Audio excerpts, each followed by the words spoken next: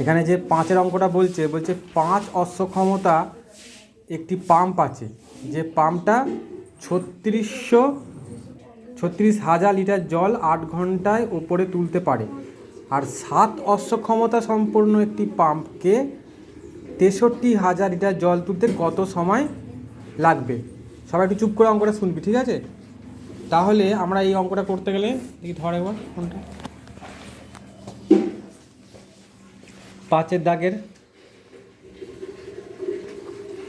কোষে দেখি 10.2-এর।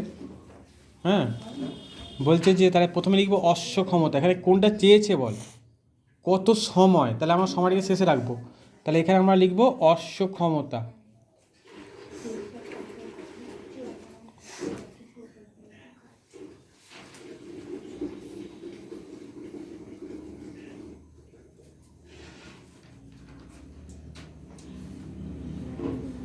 অশ্ব ক্ষমতা লিখলাম, তারপরটা নিচে আন্ডারলাইন করে দিলাম।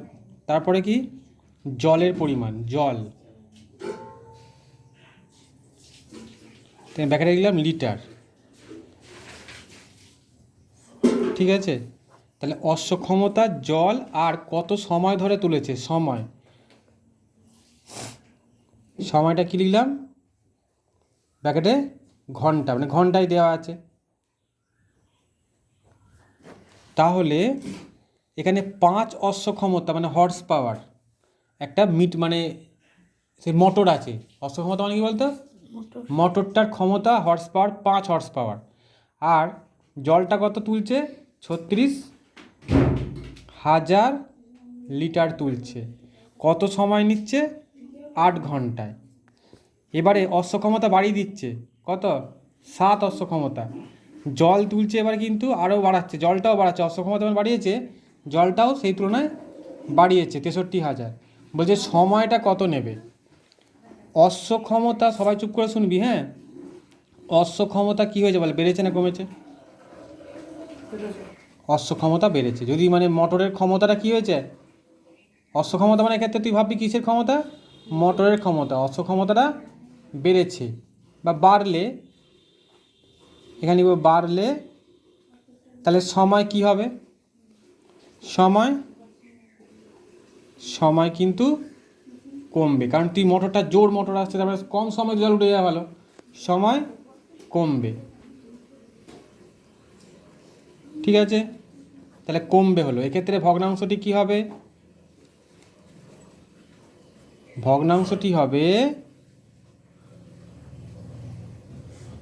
কমবে হয়েছে। কমবে হলেই কি বলেছি, ওপরে ছোটোটা মানে 5/7। মিস্টার পাত্র অঙ্কটা বোঝা গেছে যে অশ্ব ক্ষমতা যখন বেড়ে গেছে, সময় কিন্তু এখানে কমে গেছে। সেক্ষেত্রে ভগ্নাংশটা কি হচ্ছে, ভগ্নাংশটি হলো যেহেতু কমবে হয়েছে তাই আমরা ওপরে ছোটোটা লিখে দিলাম। হ্যাঁ, এবার জল কি কত, জলটা কি, জলের পরিমাণ বাড়ছে না কমছে? জলের পরিমাণ বেড়েছে, কারণ আগে কত ছিল, 36,000 লিটার, এখন কত হলো, শুভম জলের পরিমাণ কী হলো বল, বাড়লো। জলের পরিমাণ বাড়লে সময় কী হবে, বাড়বে না কমবে? বিশ্বাস বলবে। তাহলে বিশ্বাস ঠিক বলেছে যে সময় বাড়বে, কারণ জলের পরিমাণ বেশি, জল তুলতে হচ্ছে তো সময়টা তো লাগবেই বেশি। এটা যদি বড় ব্যারেলের জল, তার থেকে আরও বড় ব্যারেলে জল যদি তোলা হয়, তাহলে সময়টা তো বেশি লাগবে।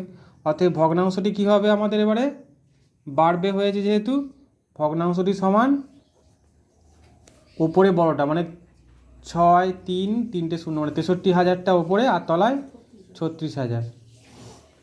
হ্যাঁ, এগুলো মানে 1-এর থেকে ছোট, আর এটা 1-এর চেয়ে। এবার কী করবো আমরা, নির্ণেয় লিখব, নির্ণেয়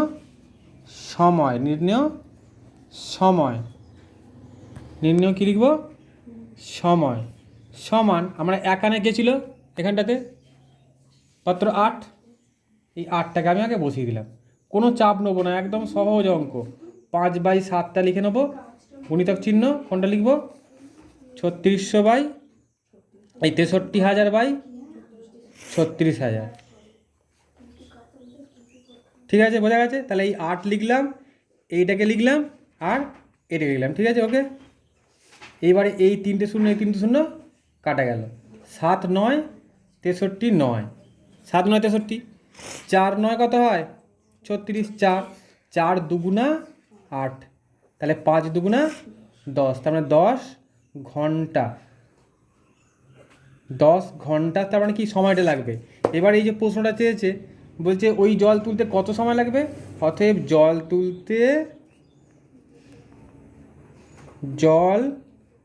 তুলতে 10 ঘন্টা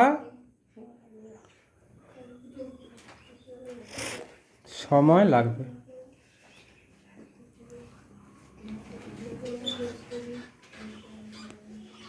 ঠিক আছে, এবার অঙ্কটাকে পড়ে বুঝে করে নে। তাহলে আবার একবার বলে দিচ্ছি একবার, অশ্ব ক্ষমতা জলের পরিমাণ লিটার সেটা লিখেছি, আর হচ্ছে সময়টাকে ঘন্টা এককে প্রকাশ করা হচ্ছে।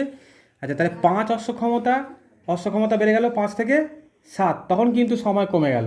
আর জলের পরিমাণ কিন্তু বেড়ে গেল, তাই কি হয়ে গেল, তাহলে সময়টা আবার বেড়ে গেল। বেশি জল তুলতে হবে, তো যদি বালতি করে বেশি জল তুলতে হবে সময়টা বেশি লাগবে না।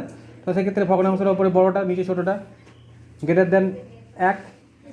এবার নির্ণয় সময়, এই 8টা আগে বসে আর এইদিকে তাকাবো না আমরা, এবার এইটা লিখবো, এইটা গুণিতক চিহ্ন, এইটা দিয়ে কাটাকুটি করে আমরা 10 ঘন্টা পেলাম।